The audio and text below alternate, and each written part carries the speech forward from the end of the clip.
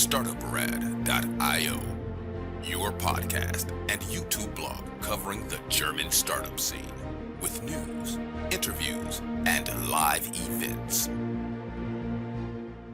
Hey guys, welcome back to part 2 of this month in German, Swiss, and Austrian Startups 2025. This goes live on September 4th, 2025. And in between the recording, which for some of you may have been 3 days in between, for Chris and me, just 3 minutes, we established that Chris had a clown for breakfast. he is super fun today. Welcome back to part 2 of our Startup News Wrap-Up. In this segment, we're driving into the movers shaping Europe's innovation landscape, from new venture capital funds and leadership shakeups to deep tech breakthroughs, green tech milestones, and the latest fintech plays. Whether you're raising money, tracking cutting-edge tech, or following the biggest shifts in the DACH startup scene, we got you covered. And talking about this, there is the general news section here where we have tech news, companies news, and so on. Right now, we will focus on VC news, new funds, in case simply if you're looking for money.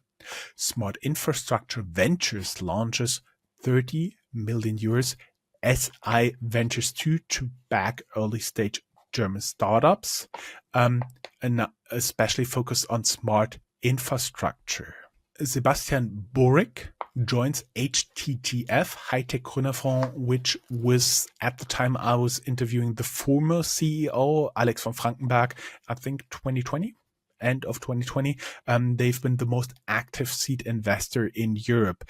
As I said, Sebastian Borick joins HTGF as co-managing director, completing the new leadership trio Reports VC magazine. And then I already hand it over to Chris.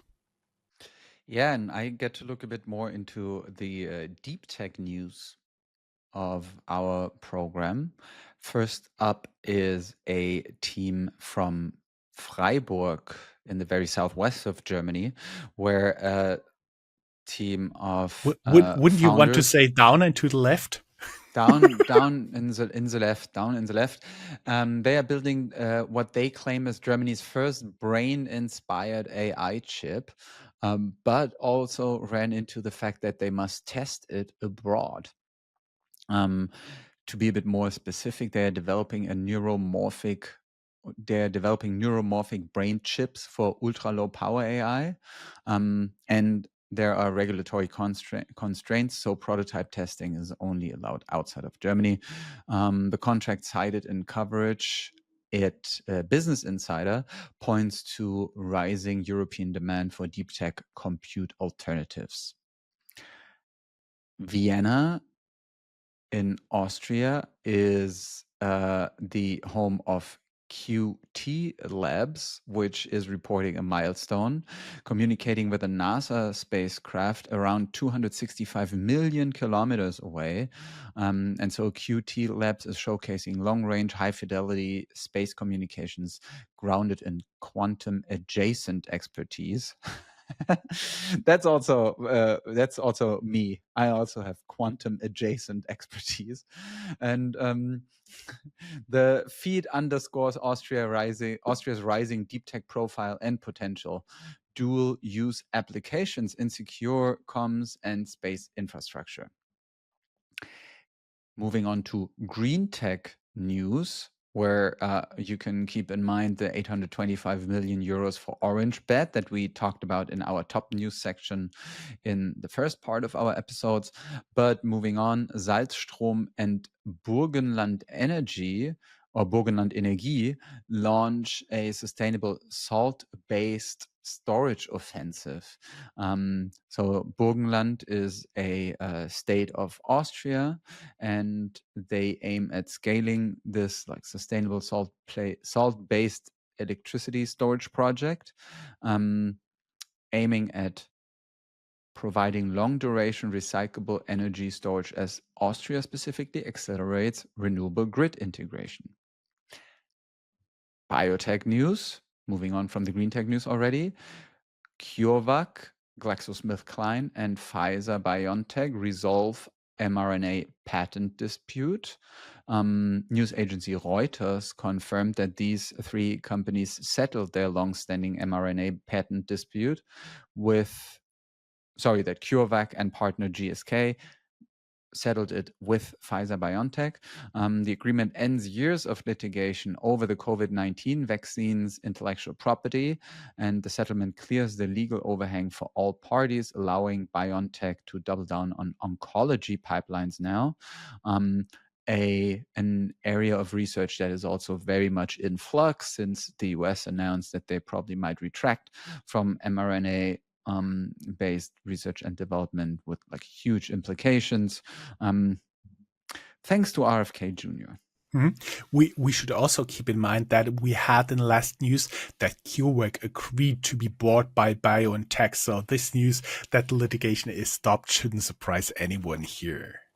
Chris, taking over from you for the fintech news. Bitpanda more than doubles 2024 revenues to 993 million euros with an EBITDA margin of more than 30%. BTC Echo reported Bitpanda achieved this revenue more than 2 times year on year with an EBITDA margin of more than 30% and 7+ million users, underpinning a broader EU expansion. Strategic partners include Deutsche Bank, LBBW, a German formerly state-owned bank, Raiffeisen, and 26. No new numbers beyond our earlier block. German fintech Bling acquires startup FinStep to expand youth banking. Starting up, reported Berlin-based Bling has acquired FinStep, a fintech focused on family and youth-oriented finance solutions. The acquisition strengthens Berlin's position as Gen Z financial services center, adding complementary savings and pocket money features to its platform. Terms of the deal were not disclosed. Guys, we will be back after a short break talking about Europe's deep tech frontier, from brain-inspired chips in Dresden to AI coaches in Berlin, plus the rise of AI search analytics startups.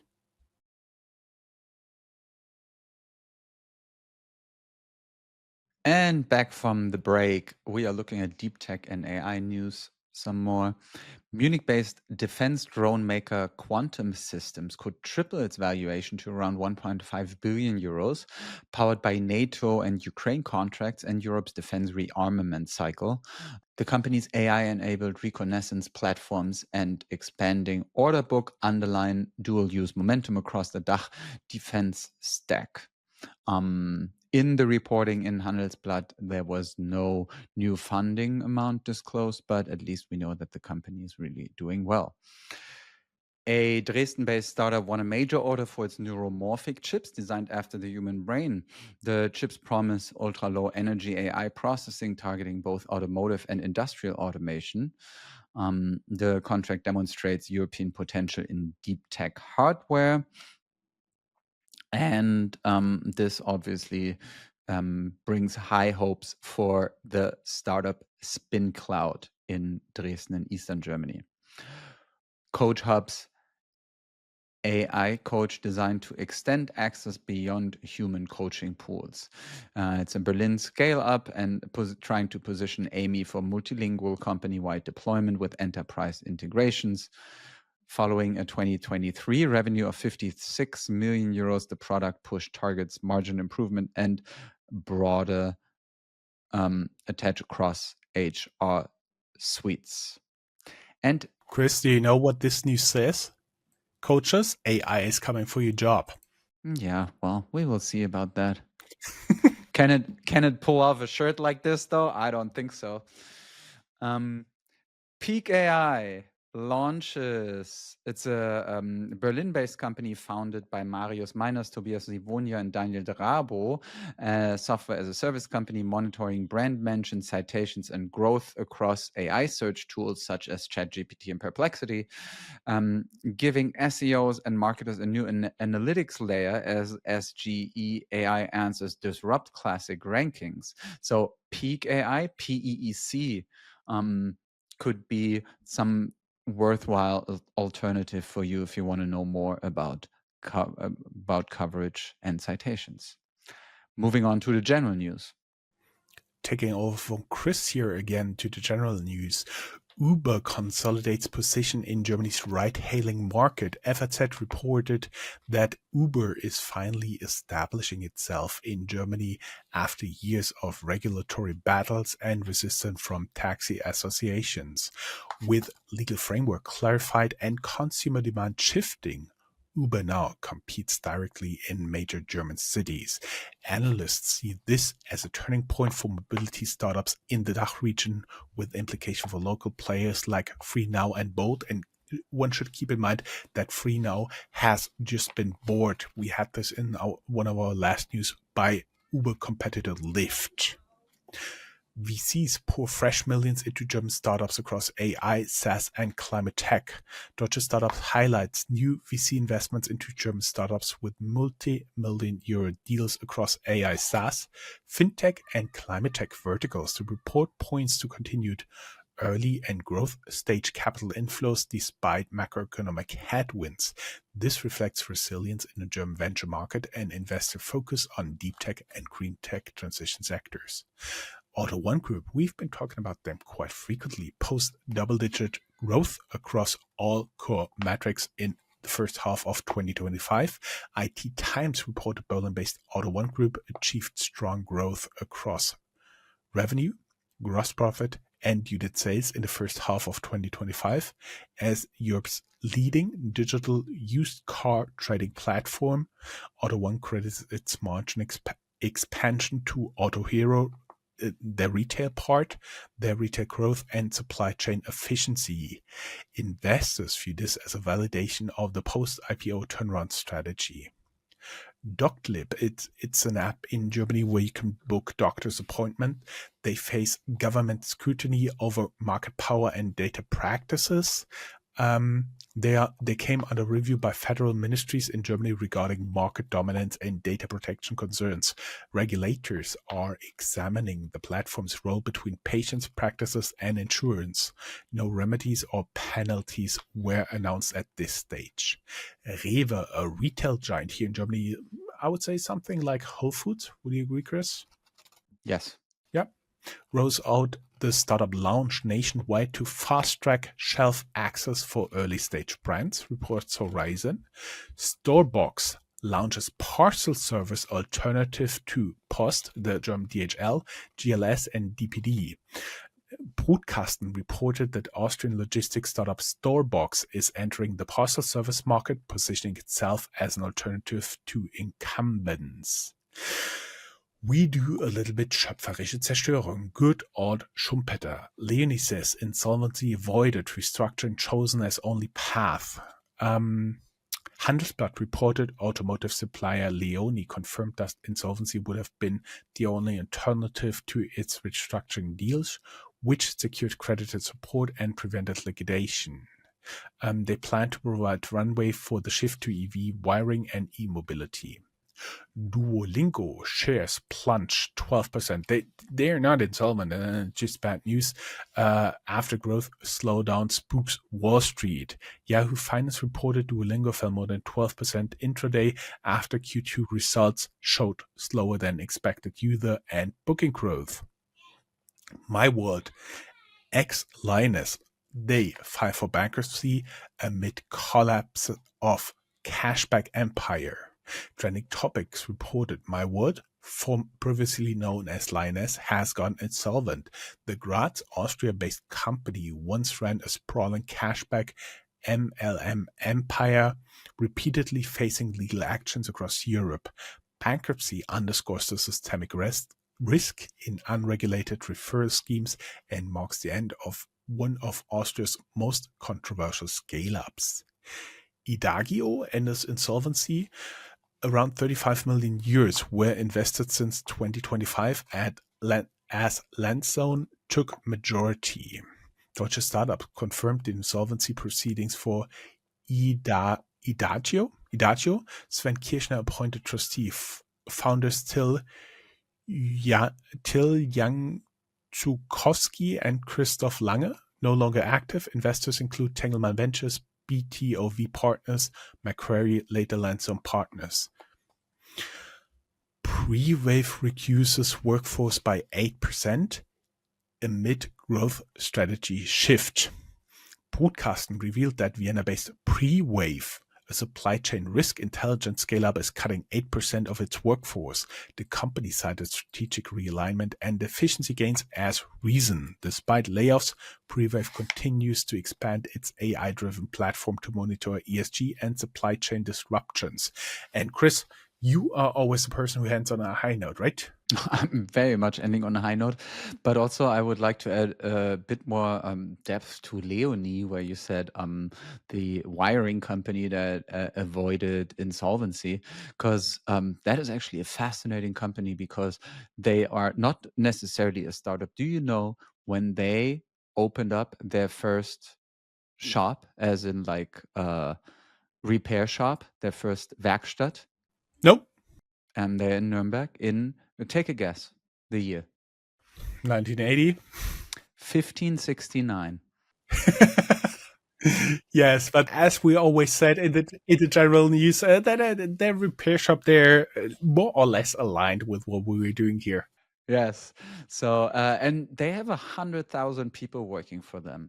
And so it's really, and it's actually considered to be a crucial company in Germany because they have such a, or at least had such a unique position in terms of the wiring for cars, which nowadays has gotten so much more important with there being so many computers and processors in every car. And of course, a lot of the startups rely on this because they are bringing the tech to the cars. Yes. So, successful fundraisings, the high notes that you talked about. Keep in mind, this is, as always, a small section. The news here and the total value of the company always show how resilient the startup scene actually is. This time we included selected fundraisings above 10 million euros, Swiss francs, or US dollars. And let me rattle through some of them. Berlin's Talon 1 raises $114.7 million to expand incentive automation platform, software as a service platform for promotion and loyalty program management. The scale-up plans to use that for international expansion. Oculus amended its BlackRock loan facility, raising potential access to 100 million Swiss francs, that is around 106 million euros, to accelerate therapies for ophthalmic and neuro-ophthalmic diseases. This capital extends the runway for late-stage clinical programs and positions Oculus to push pivotal trials and helps them to preserve equity because it's non-dilutive capital. Munich-based Nuclidium raises 84 million euros in a Series B round to advance their radiopharmaceutical pipeline. The funding is going to drive clinical trials for cancer diagnostics and therapies. Another step forward for Germany's health tech for Germany as a health tech country. Then Q.ANT, Q.ANT, has a 62 million euro Series A to industrialize photonic computing and quantum sensing. It's a Stuttgart-based company, my old hometown, and it's a spin-out, part of Trumpf Group, planning to expand production and engineering while targeting energy-efficient AI acceleration and navigation-grade sensors. Also Stuttgart-based is the MakerSite, a company that secured 60 million euros in the Series B funding as well. They offer AI-driven product lifecycle management, PLN, focused on sustainability and compliance. Buena closed a $58 million Series A to expand their AI-driven local services marketplace across Europe. They want to scale the product and go to market to capture fragmented high-frequency categories. PlanCraft, a German construction software as a service startup, raised 38 million euros in a Series B financing. The company provides digital workflow solutions for contractors and small and medium-sized enterprise builders, tackling inefficiencies in project and compliance management. Zurich-based biotech Mabilon AG announced a 30 million Swiss franc funding round to expand its antibody immunotherapy platform. The company develops next-generation treatments for autoimmune and inflammatory diseases. And Kandi Solar secures $24 million from existing backers, including a $20 million convertible and a $4 million mezzanine top-up. The company's active portfolio expanded by 60 plus megawatt in the past 12 months, reaching now 132 megawatt contracted capacity across 22 Indian states and 8 South African provinces. Berlin-based Motor AI raised $20 million to enhance its autonomous driving software stack. The startup develops explainable AI systems for vehicle decision-making, addressing regulatory and safety hurdles in Europe's autonomous driving race. We talked a bit about that topic already. Munich-based Certivity closed a 13.3 million euro Series A round to grow its regulatory compliance platform. It's the software as a service helps enterprises manage complex EU regulations, which is all EU regulations in automotive and industrial sectors. Backers include prominent European VCs. Tanso from Munich raised 12 million euros in a Series A led by Capnamic and UVC partners. They are building accounting software to help SMEs comply with EU CSRD rules.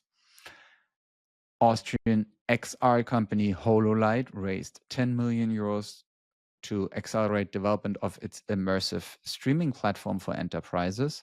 Their platform enables complex 3D visualizations in AR and VR environments, targeting engineering and design-heavy industries. And Vienna-based Zero Third secured a $10 million investment to scale its quantum computing solutions.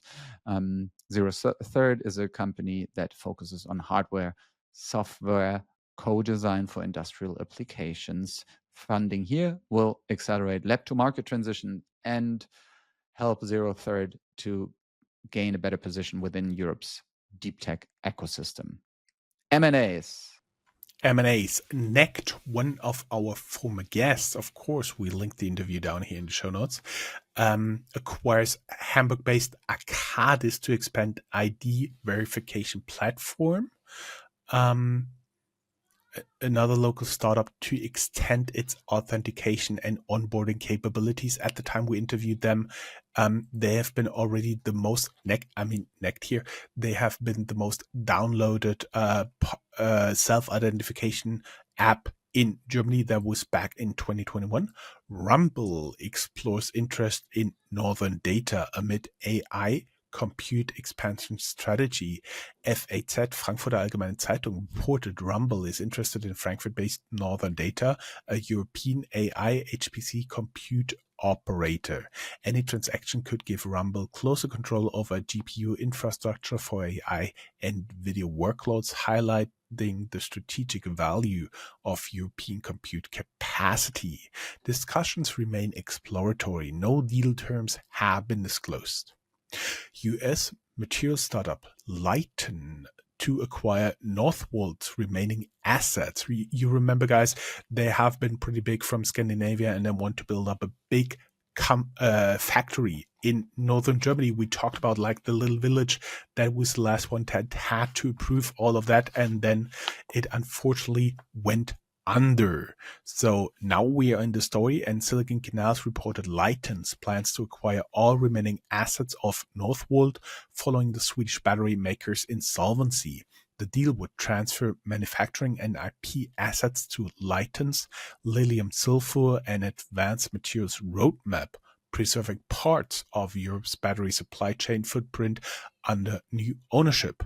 Frank Talon, one of the investors in the first round of investors of Germany's Shark Tank, called Lion's Den at the time, Handelsblatt revealed that VC Frank Talon sold Scanbot SDK, a German document scanning software provider, to Canadian firm Apprise. Financial terms were undisclosed, but the deals reflect consolidation in the enterprise document tech space.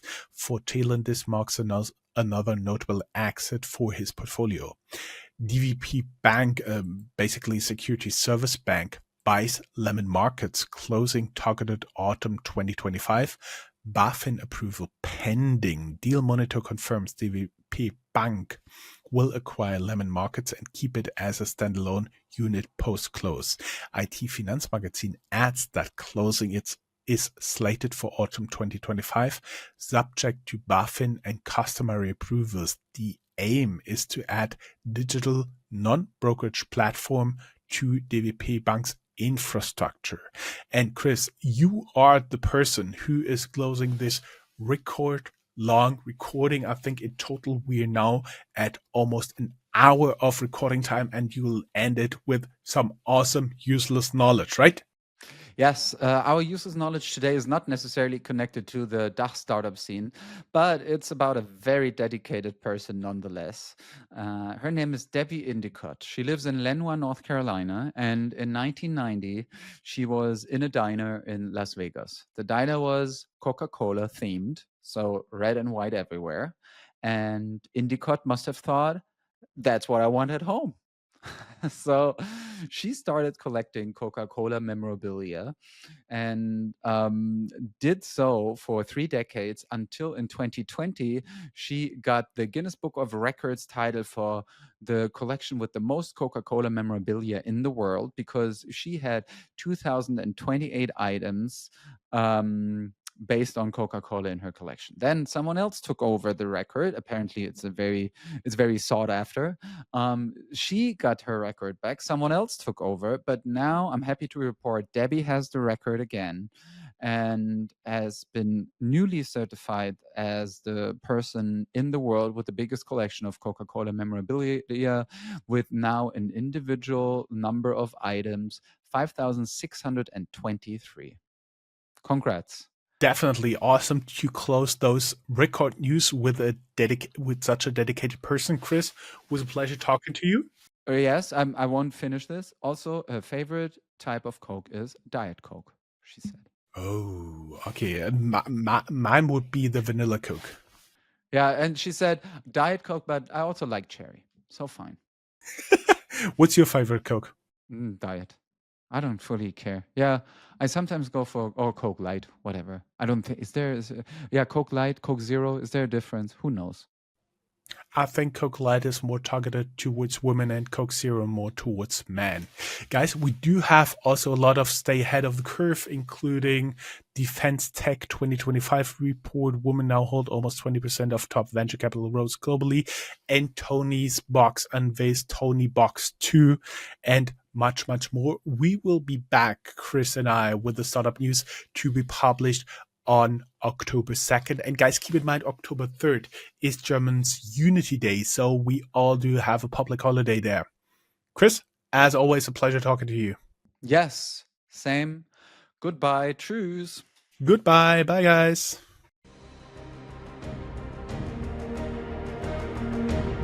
That's all, folks. Find more news, streams, events, and interviews at www.startuprad.io. Remember, sharing is caring.